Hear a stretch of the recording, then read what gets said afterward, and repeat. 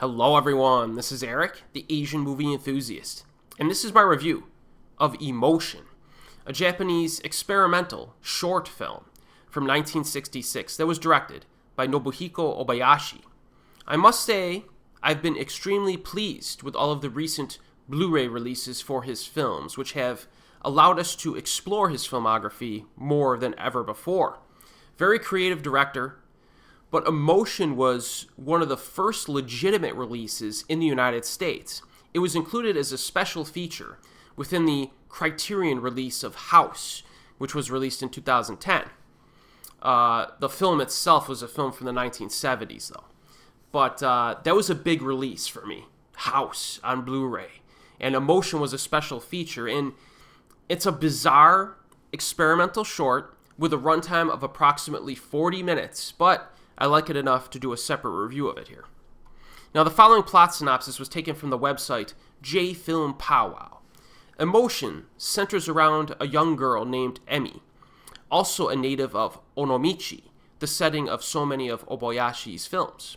She leaves her hometown to explore the big city, and there meets another girl, one who is just like her, named Sari, and the two romp through the streets in nostalgic black and white sequences and run through the woods in scenes shot in gorgeous color.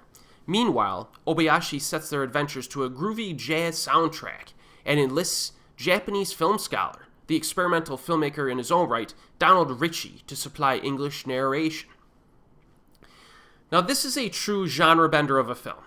You get a little bit of romance, you get a little bit of drama, comedy, even a little bit of horror in this. The overall tone, I think, is pretty light and pleasant, especially early on, although it does get a little bit more serious near the end. There are even a few creepy moments as well to level it out.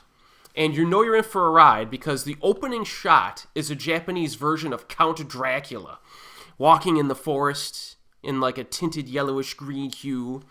He stops by a mini piano, which is in the middle of the forest, and plays some music next to some umbrellas that are twirling on their own. So, pretty weird stuff, but, you know, this is, if you're familiar with the director, it's really not that surprising that you'll get a scene like this.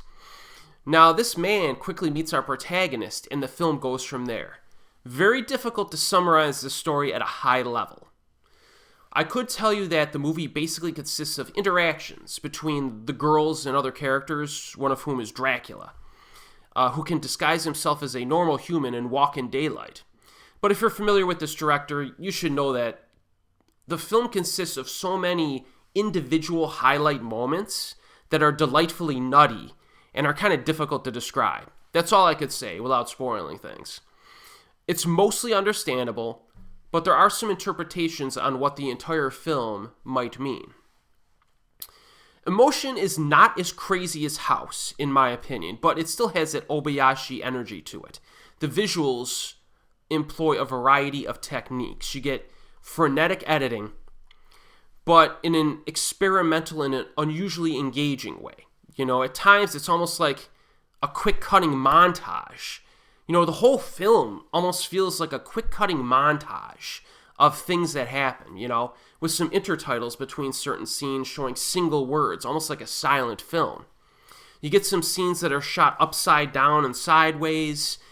You get like an early form of stop motion, perhaps. Sometimes the characters will move around on the screen in what appears to be like 10 frames per second. It almost feels like an early version of step framing that was used in Wong Kar-wai's movies. Actually, for lack of a better comparison, it reminded me of some of the scenes in Tetsuo the Iron Man. It really reminded me of that more than anything else, in terms of like the visuals, not the content. But again, that's only one little segment of the film. In another segment of the film, you'll be getting something entirely different. Use of color is pretty good in this, and of a great variety. The music is good as well. You get some piano and other orchestral stuff. So it's really a kind of like a feast for the senses and quite a bit of a loony presentation. Now, on a side note, this was a movie that made me discover witch house music, which is like a modern type of house music, I guess they call it. Someone made a music video on YouTube taking clips from this film and playing a particular witch house song over it. And I'll include a link in the description box below for you to watch it. It's a pretty cool video. Only watch it until after you see the movie, though, because it has spoilers in it. But, I mean, how much more do I have to say on this? It's an Obayashi film. If you like the director, you're going to want to watch the movie if you haven't already. If you haven't seen that many crazy Japanese movies, this might be one to dip your feet in. It's only 40 minutes long, and I do recommend it if you want something different. That's for sure. Anyone who likes weird movies should check this out. Currently available streaming on YouTube, and as I mentioned earlier, it's included as a special feature in the Criterion Blu-ray of House. And as always, folks, I'll see you next time.